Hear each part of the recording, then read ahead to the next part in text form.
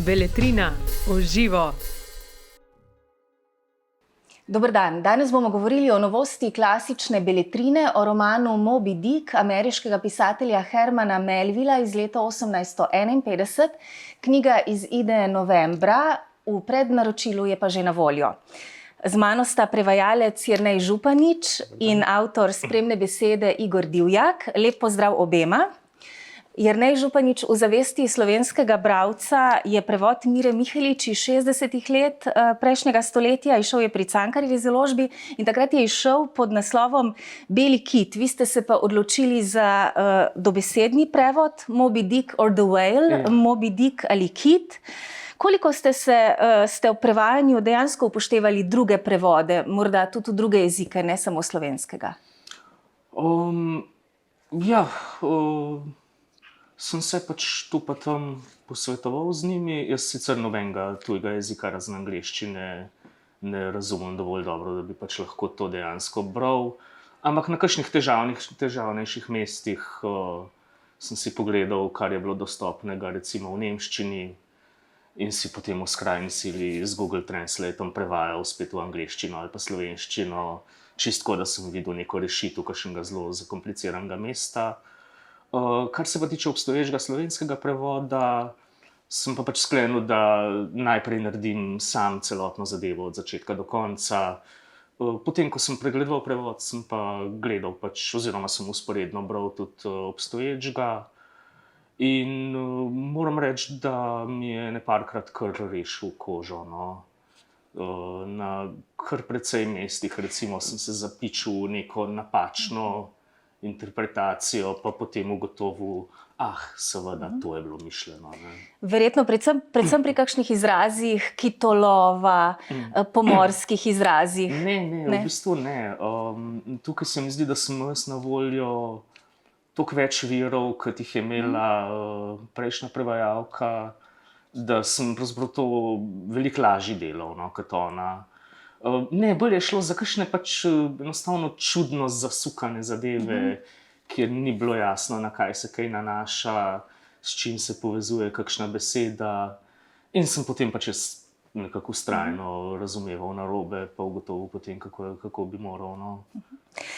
Dobro, prvi dve deli Hermana Melvilla sta bili deležni velike pozornosti, čeprav nista bili uspešnici. Njegova priljubljenost pa je kasneje strmo upadla in 30 let pred smrtjo ni več pisal in bil skoraj popolnoma pozabljen. Kakšna krivica se mu je kot pisatelju zgodila, Igor Divjak? Ja, mislim, da je imel podobne težave, kot jih imajo pisatelji spet danes. Predvsem v kapitalističnem svetu je zelo težko preživeti s pisanjem. In Herman Melville je imel zelo pustolovsko življenje, opravljal različna dela, tudi sam nekaj časa plul kot mornar po morjih, tudi bil na ladji, ki je lovila kite, ampak potem se je pa skušal preživeti nekaj časa kot učitelj, potem je pa se odločil, da bo pisatelj, ampak je moral pisati, najprej bo zelo uspešen, ko je pisal bolj te pustolovske zgodbe o potovanju po Indoneziji in tako, ampak potem se je pa odločil, ko je začel pisati Mobyja Dicka, da bo naredil eno bolj knjigo, ki ima sicer pustolovsko zaledje, ampak je globlja, visoka literatura, to, ki ima tudi biblične reference, filozofske, navezuje se tudi na Shakespeara. To je potovanje tako v dušo kot pustolovsko potovanje in taka knjiga ni mogla biti komercialno uspešna in mislim, da to je isti problem, kot je še danes. Kapitalizem ne zagotavlja pravzaprav preživetja dobre književnosti, zato mora biti neka primerna kulturna politika zadaj, ki na srečo smo jo pri nas v Evropi nasploh v zadnjem času imeli, ampak to je pa po ameriško, divji zahod, bori se, piši ali pa piši dobro literaturo in propadi. No, in če nadaljujem vašo misel, v precej člankih je mogoče zaslediti, da je ta njegov najdaljši roman, se pravi Melvillov najdaljši roman Moby Dick, za časa njegovega življenja veljal za neuspeh. Čeprav Jernej Županič pravite, da ni čisto tako, da kritike niso bile slabe. Samo uspešnica velika ni bil. Kritike, kakor se spomnim, ko sem bral o tem, so bile večinoma pozitivne, Jaz sem zasledil, da v Veliki Britaniji so bile dobre, v Ameriki pa slabe. So bile dve malo različni izdaji. V Angliji je šel pod naslovom Kit, v Ameriki pa Kit Moby Dick. No, se pravi, temu prevodu lahko prerokujemo dobro prihodnost, glede na naslov, če to velja. Ja, jaz mislim, da ja, predvsem pa tudi glede na to, da danes je to priznana klasika, recimo ameriški kritik Harold Bloom je rekel, da je to poleg Whitmanovih travnih bilk pravzaprav največje ameriško delo. To Moby Dick je ameriška nacionalna ikona. The Great American Novel. Bi lahko rekli, da je Moby Dick roman o kitolovski odpravi, hkrati pa tudi zgodba o obsedenosti in maščevanju. Se pravi, koliko recimo intrigantna zgodba je ta klasika za današnji čas?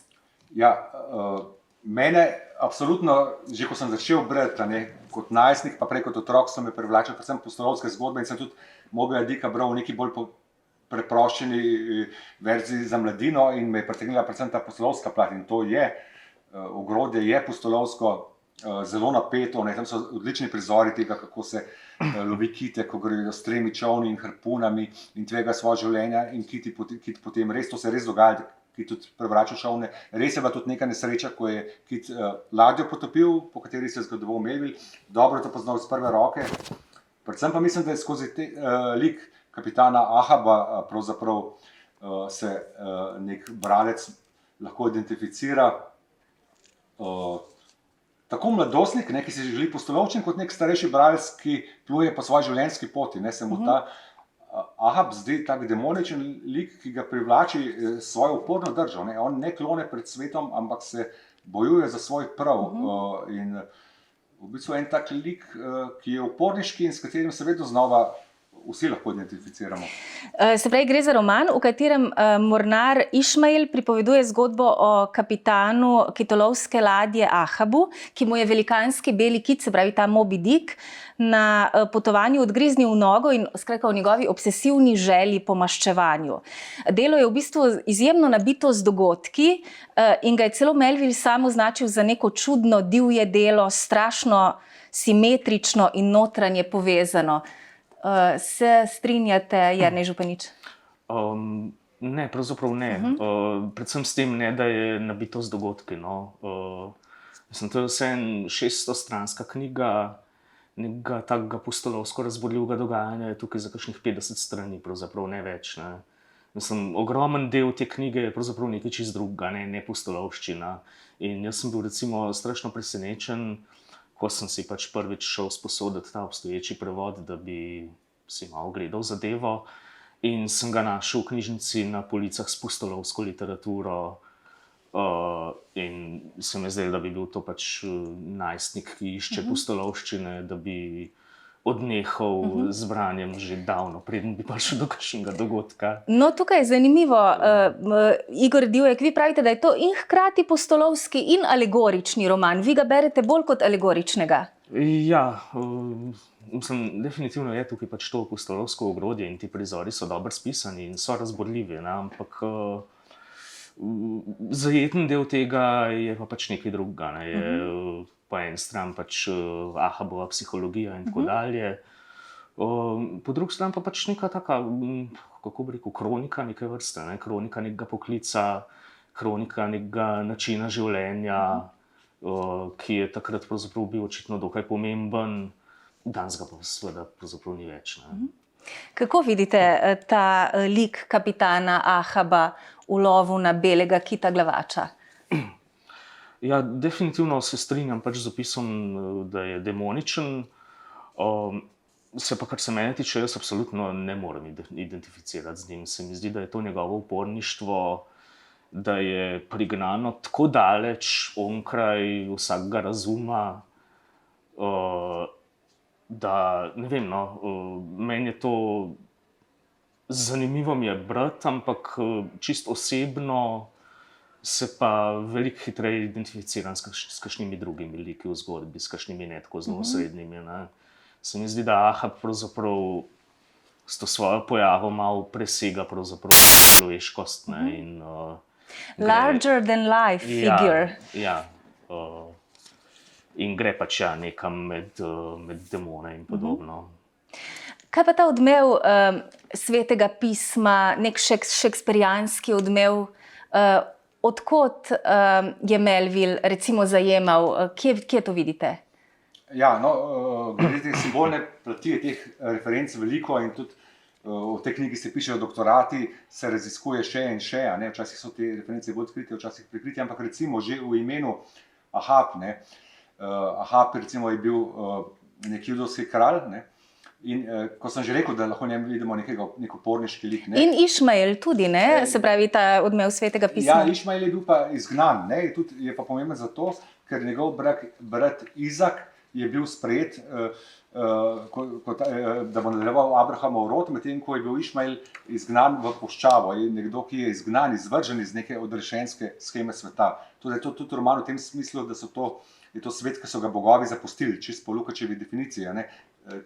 Išmael je izvržen iz neke odrešenske sheme, se mora sam boriti, tako da na način je Ahabov alter ego. No? In tale biblični Ahab je pa tudi nasprotoval neki pretirano preroški tradiciji in je hotel uvesti bolj demokratično družbo. Tako da je tudi na način to prispodoba neke porajajoče se demokracije Amerike sredi 19. stoletja, ki je šla 1851, ki se želi vzpostaviti kot nova družba, demokratična družba, ker bo imel vsak človek pravico in pravice temeljne bo lahko volil, ne pa ravnal tako, kot bo govorila cerkev ali pa kakšen kralj. Ne. To je,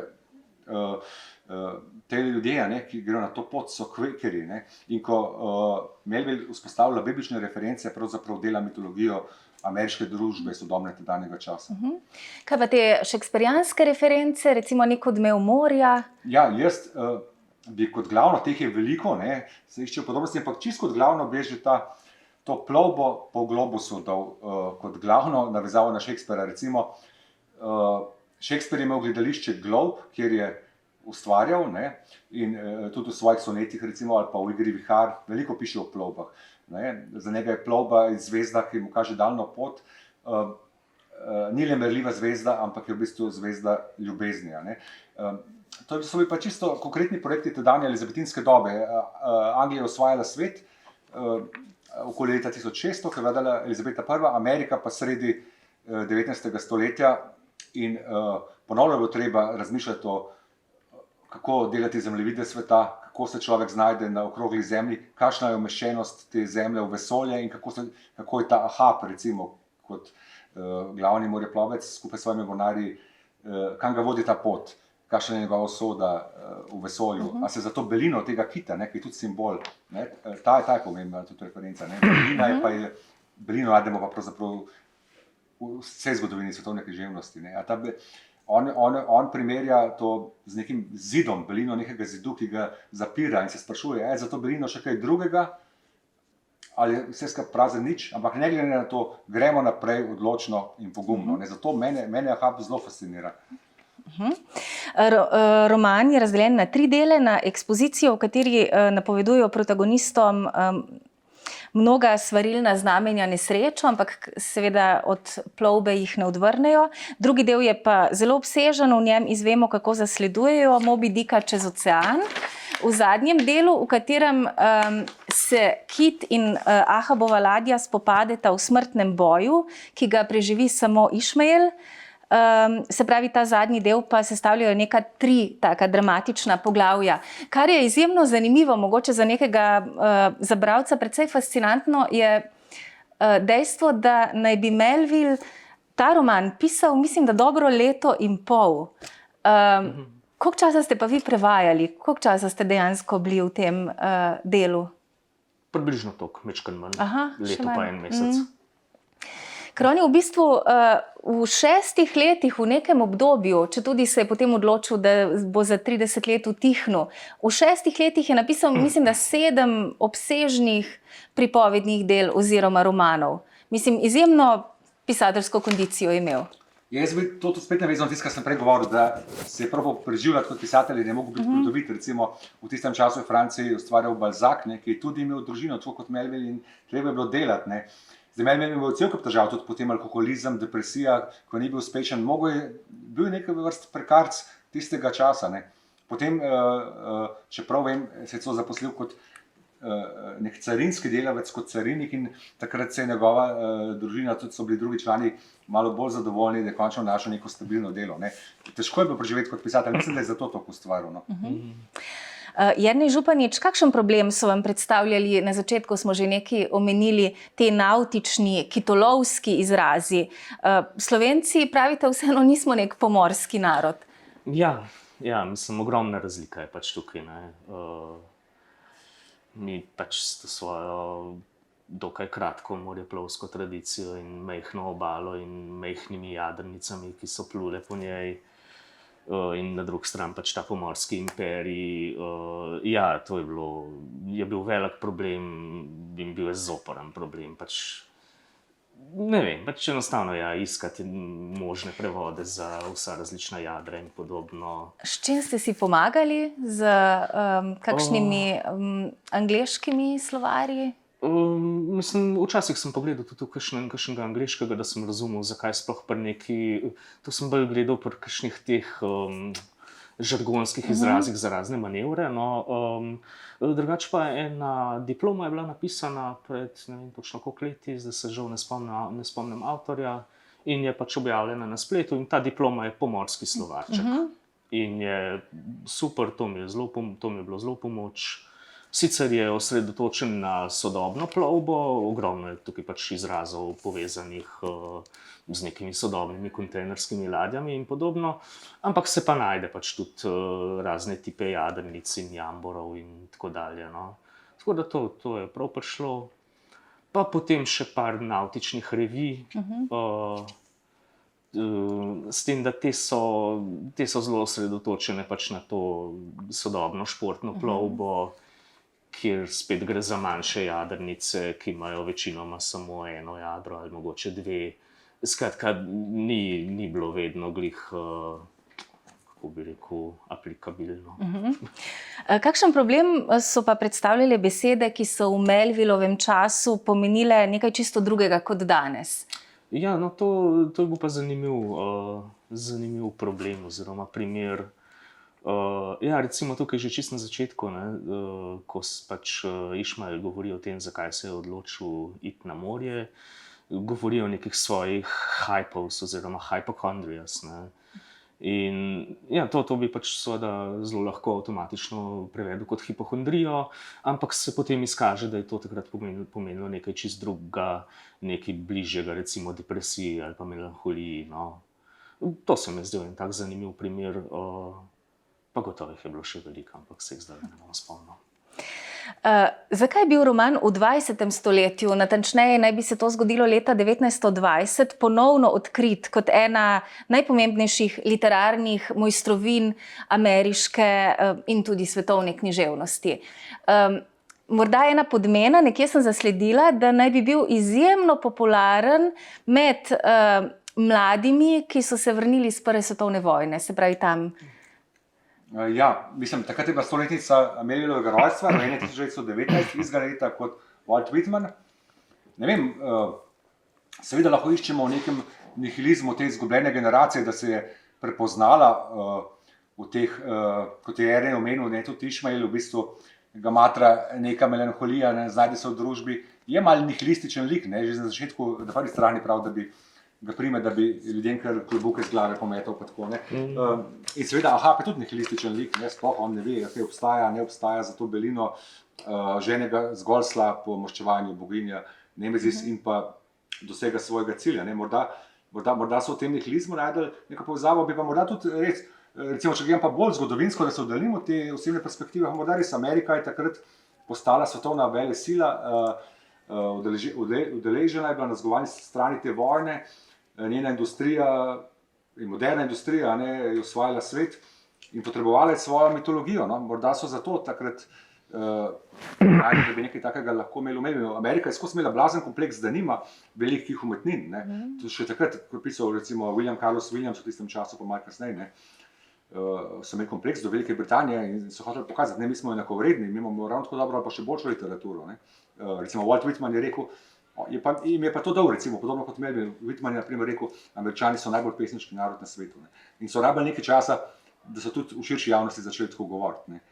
Angleži so pa to delali že vso zgodovino, ne? Tako da so pač vrnili udarc. Je morda tudi tukaj mogoče, se pravi, v tej euforiji, ki se je potem, ki je bila knjiga deležna po letu 1920, recimo,